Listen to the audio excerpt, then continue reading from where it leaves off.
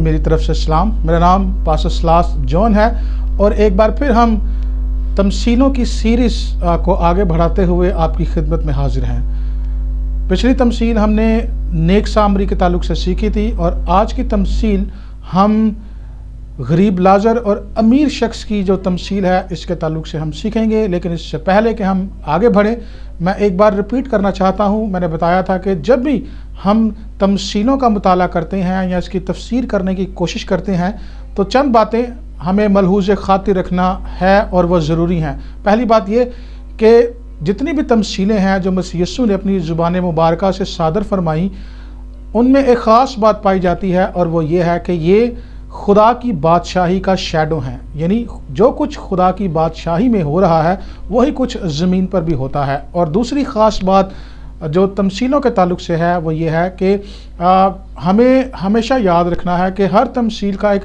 बुनियादी पैगाम है और बुनियादी मकसद है। हम बहुत सारे माने जो हैं इसमें से अखज़ नहीं कर सकते। एक ख़ास बुनियादी मकसद और मतलब जो है हर एक तमसील में पाया जाता है, तो ज़रूर है कि हम उसको हमेशा सामने रखें और अपनी तफसीर करते करते हम उस बुनियादी मकसद को खो ना दें। तो वापस आते हैं अपनी आज की तमसील के ऊपर।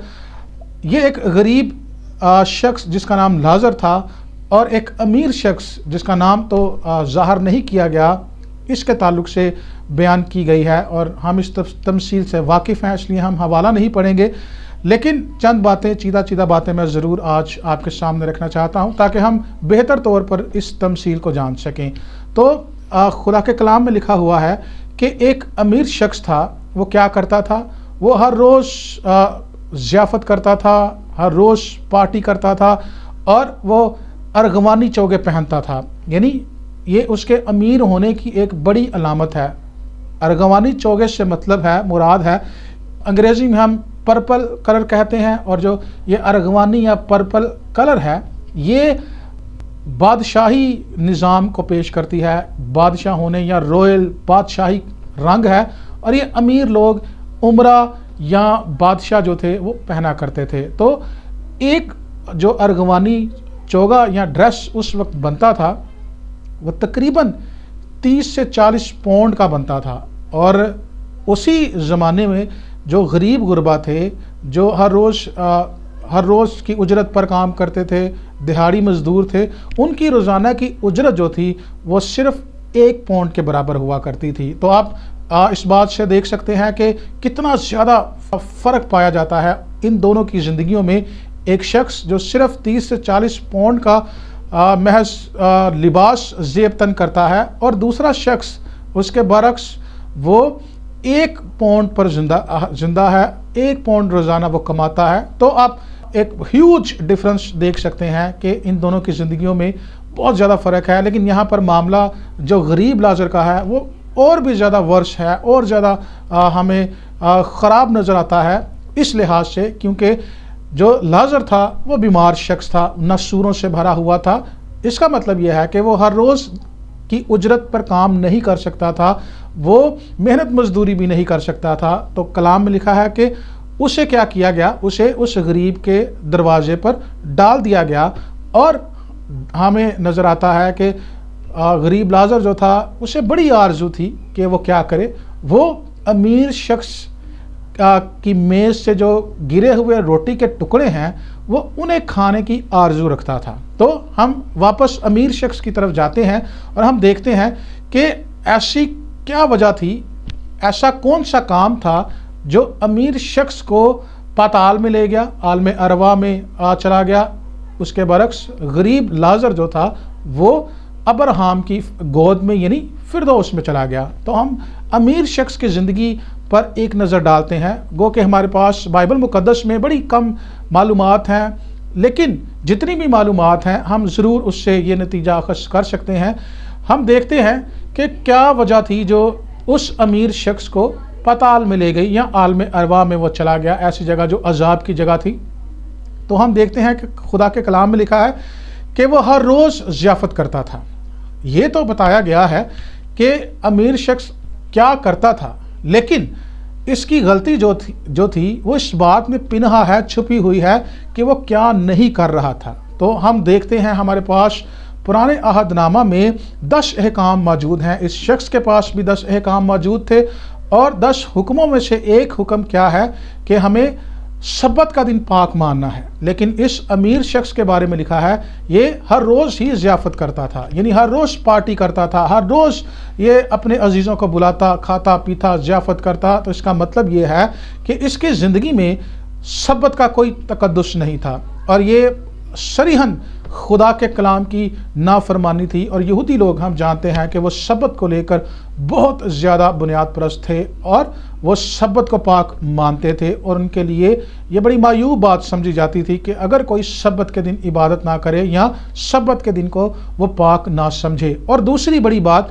کہ غریب شخص جو تھا لازر، وہ اس کے دروازہ پر ڈالا گیا تھا. تو اس کا مطلب یہ ہے کہ اسے اس غریب لازر کی بھی کوئی پرواہ نہیں تھی. وہ اپنی ضیافت میں، پارٹی میں، یا وہ اپنی ذات میں اتنا زیادہ مگن ہو چکا تھا کہ اسے دوسروں کی اب کوئی پرواہ نہیں تھی. یعنی وہ سیلف سینٹرڈ ہو گیا تھا، اور وہ ایک خود غرضی کی زندگی بسر کر رہا تھا، جہاں پر صرف اسے اپنا آپ، اپنی دولت اور اپنی عیش و آرام جو ہے وہی نظر آ رہا تھا.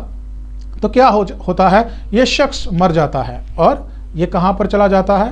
جب اس کی آنکھ کھلتی ہے تو یہ عالم ارواح میں اپنے آپ کو پاتا ہے اور عذاب کی جگہ تڑپتا ہے. اور اس کے برعکس ہم غریب لازر کو دیکھتے ہیں. خدا کے کلام میں لکھا ہے کہ وہ ناسوروں سے بھرا ہوا تھا، بلکہ ایسے ناسور کہ کتے بھی آ کر اس کے ناسور چاٹتے تھے، اور اسے بڑی آرزو تھی کہ وہ کیا کرے، وہ امیر شخص کی میز سے گرے ہوئے جو روٹی کے ٹکڑے ہیں وہ اٹھا کر کھائے.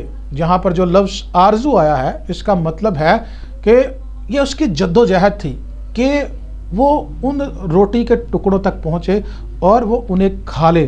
اور خاص بات جو اس میں پائی جاتی ہے، اس زمانہ میں آج کی طرح جب ہم میز سجاتے ہیں، میز پر کھانے کے ساتھ ٹیشو پیپر ہوتے ہیں، نیپکنز ہوتے ہیں جن سے لوگ اپنا منہ پونچھتے ہیں، ہاتھ صاف کرتے ہیں، اس زمانہ میں یہ تصور نہیں تھا. اس زمانہ میں کیا ہوتا تھا کہ اسی جو میز میں روٹیاں بچ جاتی تھیں، انہی کے ساتھ جو عمرہ تھے، جو امیر لوگ ہوا کرتے تھے، وہ اپنے ہاتھ صاف کر لیتے تھے اور ان روٹیوں کے ٹکڑوں کو وہ میز کے نیچے پھینک دیتے تھے، اور آخر کار وہ روٹیاں جو تھیں وہ ٹریش میں چلی جاتی تھیں، یعنی وہ کوڑے دان میں پھینک دی جاتی تھیں.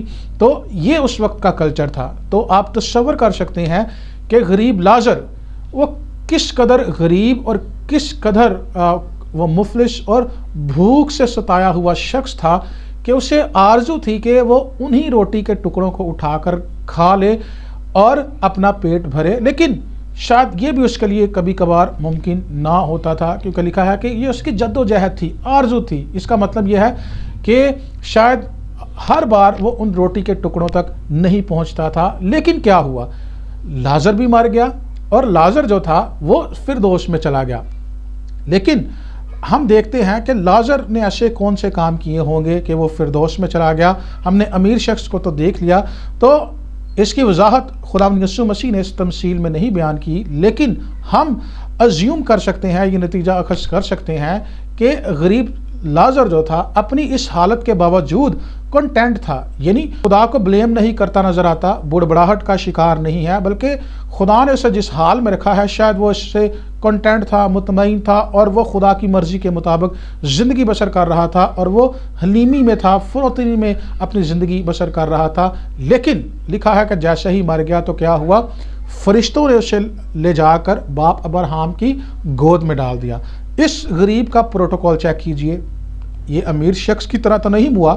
شاید جب امیر شخص ہوا ہوگا اس کا جنازہ بھی ایک بڑے پروٹوکول سے ہوگا، لیکن غریب لازر کا پروٹوکول دیکھیے کہ فرشتے آئے اور فرشتوں نے اسے اٹھا کر باپ ابراہم کی گود میں جا کر ڈال دیا. اور یہاں پر میں ایک وضاحت بھی کرنا چاہتا ہوں کہ یہ حقیقی معنی نہیں ہے، اس کا یہ مطلب نہیں ہے کہ غریب لازر جو تھا وہ واقعی ابراہم کی گود میں بیٹھا ہوا تھا. یہ استعارن استعمال کیا گیا ہے. اس کا مطلب یہ ہے کہ فردوس والی جو جگہ تھی اسے باپ ابراہم کی گود بھی کہا جاتا تھا. تو وہ باپ ابراہم کی گود والی جگہ یعنی فردوس میں چلا گیا. اور ہم نے دیکھا کہ लाजर जो था वहाँ पर आराम पा रहा था और गरीब जो अमीर शख्स था वो अजाब में मुब्तला होकर उसने अब्राहम से क्या कहा, उसने कहा कि लाजर को भेज कि ये क्या करे, ये अपनी उंगली का सिरा भुगोए और मेरी जुबान को तर करे क्योंकि मैं यहाँ पर तड़पता हूँ। अब अमीर शख्स की मेंटालिटी यहाँ पर भी तब्दील नहीं हुई, यहाँ पर भी वो लाजर को एक कमी या एक खादिम के रूप में या हैसियत में देख रहा है। वो यही देख रहा है कि मैं तो अमीर शख्स हूँ, ज़मीन पर लाजर जो था वो एक गरीब शख्स था, ये खादिम था, सर्वेंट था और एक नासूरों से भरा हुआ शख्स था जिसकी कोई वैल्यू नहीं है। और यहाँ पर भी अमीर शख्स की मेंटालिटी तब्दील नहीं हुई। और अब्राहम ने उससे क्या जवाब दिया कि ऐसा मुमकिन नहीं है और यहाँ से उस तरफ कोई नहीं जा सकता। और उसने कहा कि फिर तू मेरे भाइयों को ये पैगाम भिजवा ताकि वो यहाँ पर ना आए, वो अजाब की जगह पर ना आए। तो हम देखते हैं अब्राहम ने कहा कि उनके लिए मूसा की शरीयत है, किताबें हैं। तो उसने कहा कि अगर कोई मुर्दों में से जी उठे तो जाकर बताए तो वो उसका यकीन करेंगे। तो अब्राहम ने कहा कि अगर वो मूसा और नबियों की बात नहीं सुनते तो अगर कोई मुर्दों में से भी जी उठकर चला जाए तो भी वो नहीं सुनेंगे। लेकिन इस पूरी तमसील का जो मकसद है, इसका जो मतलब है वो यही है कि खुदा ने जो कुछ हमें दिया है हम उसका किस तरह इस्तेमाल कर रहे हैं। इसका ये मतलब नहीं है कि अमीर लोग ही सब जहन्नम में चले जाएंगे और गरीब सारे ही फिरदौस में या आसमान पर चले जाएंगे। इसका हरगिज़ ये मतलब नहीं है, बल्कि इसका मतलब ये है कि जो कुछ खुदा ने हमें ज़मीन पर दिया है हम उसके साथ क्या कर रहे हैं, हम उसका कैसे इस्तेमाल कर रहे हैं। क्या अगर हमें खुदा ने बहुत बरकत दे रखी है तो क्या हम उस बरकत का कुछ हिस्सा दूसरों तक बांट रहे हैं? क्या हमारे अंदर गिविंग हार्ट है? क्या हम फ्याजी दिखाते हैं? क्या हम गरीब गुरबा की भी मदद करते हैं, यानी अपनी बरकत में दूसरों को शरीक बनाते हैं? और दूसरी जानिब हमें यह भी देखना है कि अगर कोई शख्स गरीब है तो वो ऑटोमेटिकली क्वालिफाई नहीं कर जाता कि वो आसमान पर चला जाएगा, बल्कि रवैया डिटरमिन करता है कि आपके जो हालात हैं आप उन हालात में किस तरह का बर्ताव करते हैं। क्या आप बड़बड़ाते हैं? क्या आप खुदा से गिले करते हैं, शिकवे करते हैं अपनी हालत के लिए, या आप खुदा में मुतमईन रहते हैं और हर बात में आप शुक्रगुजारी करते हैं? और इसका हरगिज़ ये भी मतलब नहीं है कि अगर कोई गरीब है तो वो हमेशा इसी बात पर कॉन्टेंट रहे कि मैं गरीब हूँ और यही मेरे लिए अच्छा है। बाइबल मुकद्दस ये भी हमें इनकरेज नहीं करती। अपनी हालत बदलना, मुआशी हालात बदलना, ये सब का हक है और सभी को इसके लिए काम करने की ज़रूरत है। लेकिन इसके साथ साथ ज़रूरी ये है कि आप जैसे भी हालात से गुजर रहे हैं हमें उन हालात में खुदा पर भरोसा करना और खुदा की शुक्रगुजारी करना हम पर लाजिम है, ताकि हम बुड़बड़ाहट या कंप्लेन का शिकार ना हो, जिसकी वजह से हम खुदा की फिरदौस या खुदा के आराम या आसमान से हम महरूम ना हो जाएं, हम कहीं रहे हुए मालूम ना हो। तो हमारे पास इस तमसील में दो ज़िंदगियां हैं, दोनों मुतज़ाद ज़िंदगियां हैं और दोनों के मुतज़ाद ही अंजाम हैं। तो हमें यह देखना होगा खुदा ने हमें क्या दिया है। अगर बहुत दिया है तो क्या हम उसमें से दूसरों के साथ अपनी बरकत बांट रहे हैं, हमने दूसरों को शरीक किया है, या अगर हम मुश्किल मुसीबतों में से गुजर रहे हैं कहीं हम बुड़बड़ाहट का शिकार तो नहीं हैं, कहीं हम कंप्लेंट्स तो नहीं कर रहे, क्या हम खुदा की शुक्रगुजारी कर रहे हैं? और हमारा यही रवैया डिटरमिन करेगा कि हमारा इख्तिताम या हमारी अबदी मंजिल क्या होगी। तो मेरे अजीज़ों, आज मैं आपको इस तमसील के वसीला इनकरेज करना चाहता हूँ कि दो ज़िंदगियाँ हमारे सामने हैं, हम दोनों का जायज़ा लें। खुदा ने आपको जहाँ पर रखा है, जो कुछ दिया है, उसमें आप क्या कर रहे हैं, उसमें आपका रवैया कैसा है। ज़रूर अपने आप को जांचिए और इस वीडियो को ज़रूर शेयर कीजिएगा। खुदावंद आपको बरकत दे। God bless you.